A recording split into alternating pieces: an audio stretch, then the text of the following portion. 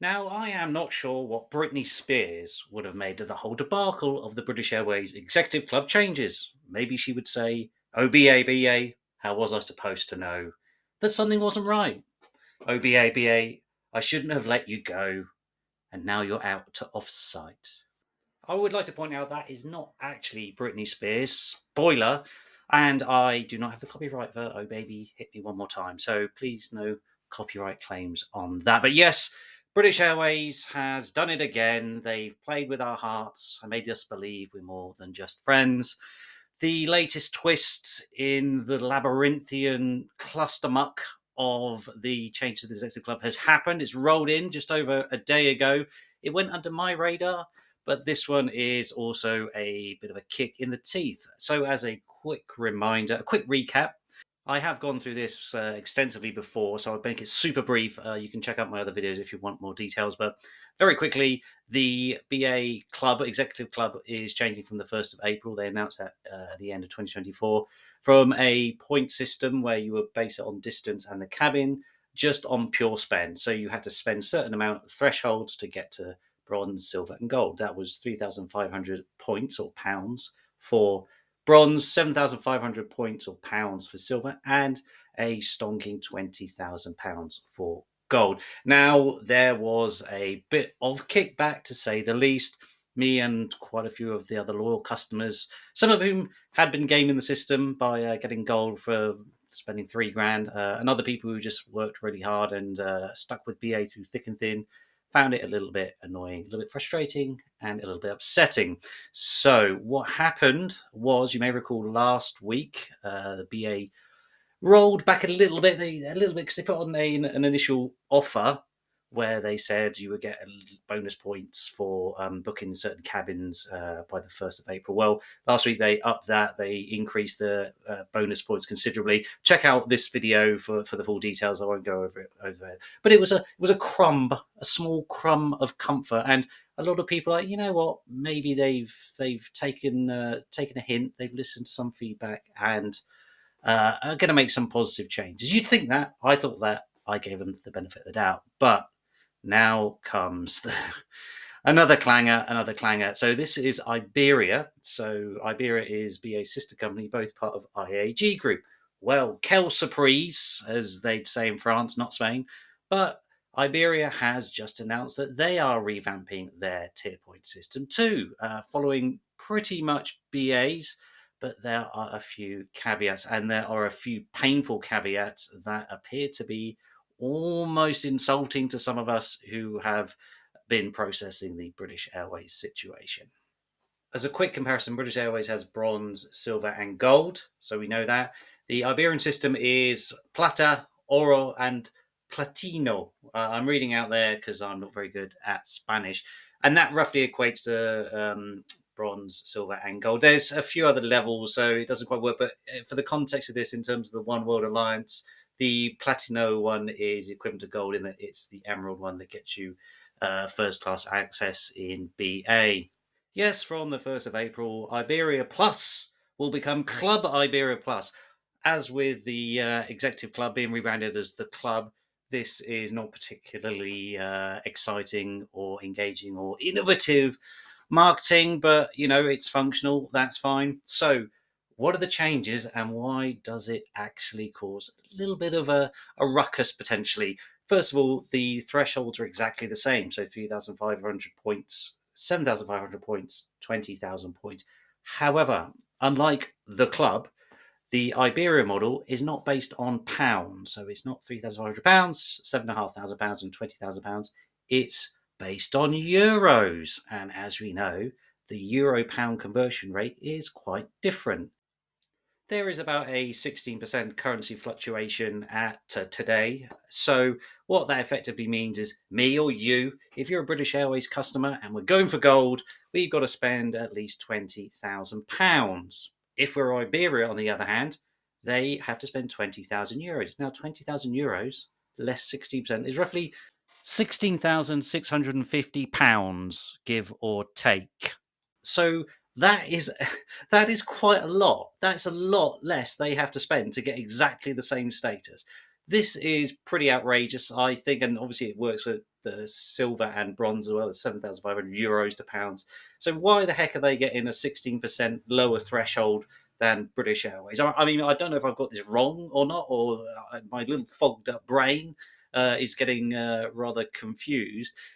But if I then say we go to the Caribbean. Let's what the hell? We'll go to the Caribbean, premium economy flights, 7 nights, 5-star all inclusive, £5,000. I get €5,000. Sorry, 5,000. If I get 5,000 points for that, no, I'd say so I divided by two, whatever. But let's say keep it simple, 5,000 points. The same person who pays in euros gets 6,050 points or whatever it is. So they get more points and get closer to the threshold.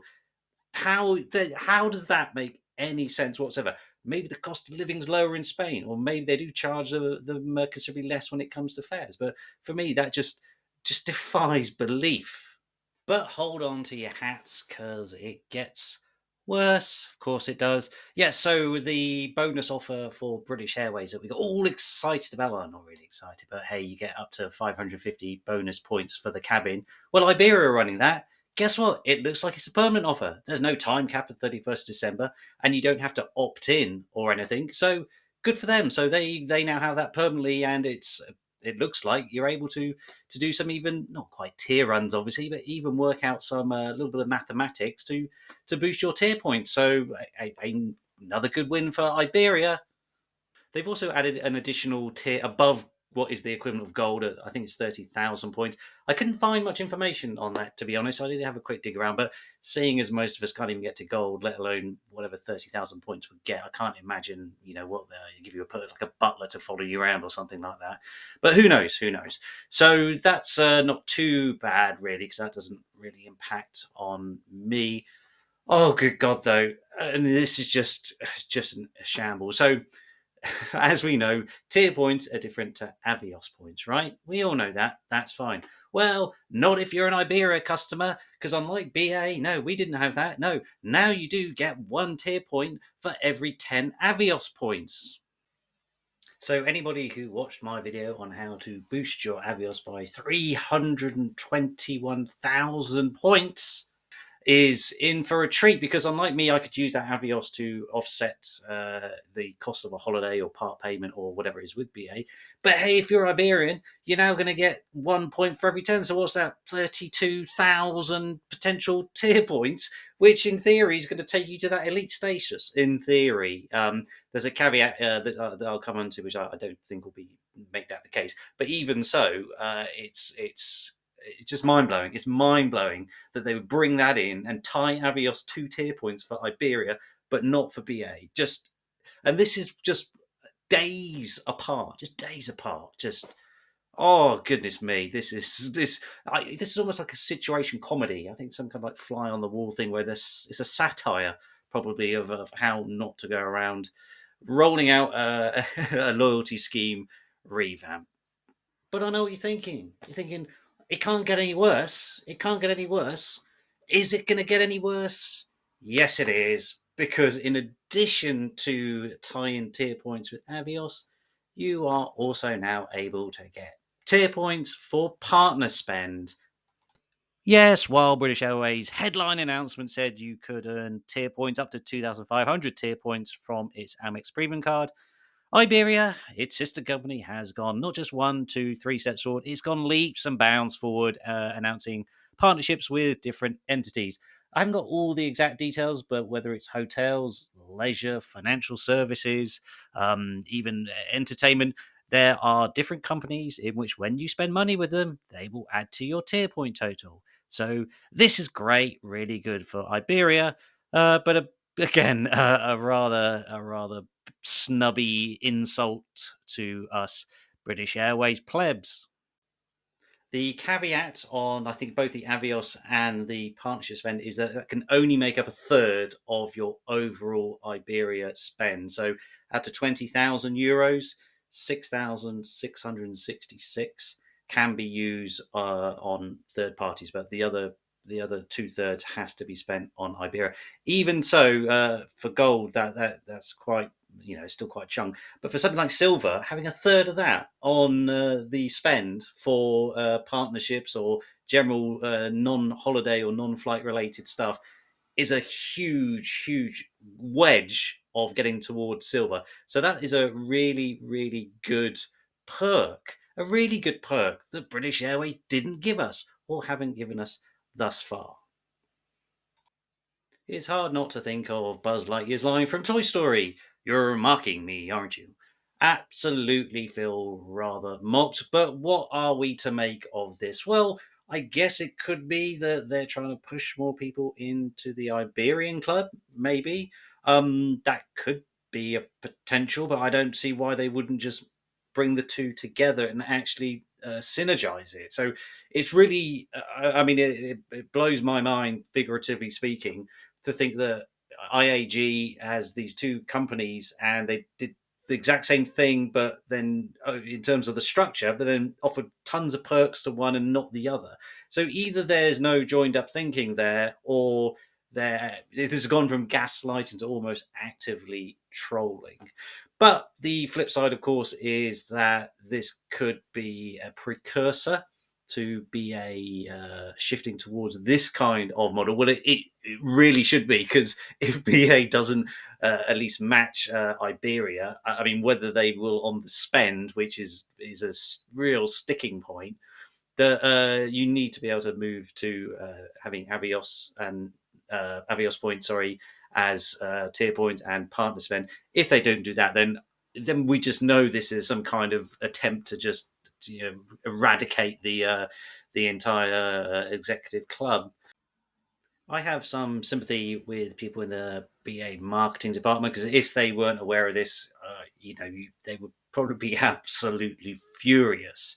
I think the having one overlord company that with the two sister companies, and one of them they give this nice.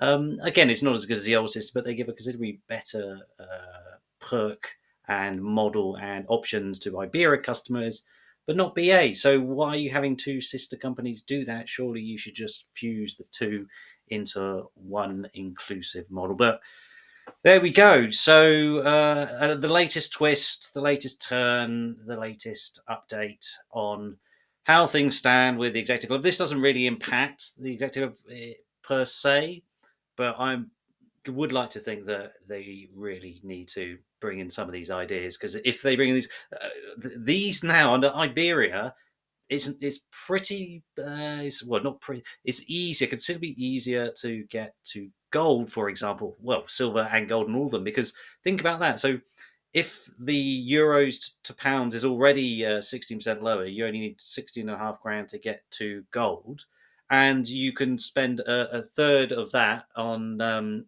partner and Avios, so shopping or whatever it is. Boom. You then only need to spend £10,000 with Iberia, which, with a couple of flights and the permanent tier point bonus offer, is pretty good. It's pretty attainable, and even so, even easier for silver. So either they, and I haven't checked actually whether flights are expensive or whether there's some caveat that you've either got to be based in certain places. I'm sure people can let me know if there are any loopholes or things I've forgotten or not aware of, because I haven't actually looked at One World Partners very much, certainly not Iberia. So please do let me know if I've got anything wrong, or if there's anything I'm missing or anything I need to be aware of. Thank you, as always. I will see you again on the next video. In the meantime, if you are interested in a face-off of British Airways Silver and Gold, see which one is the best. You have this video to watch, and with a new £20,000 or €20,000 threshold, it's an interesting battle.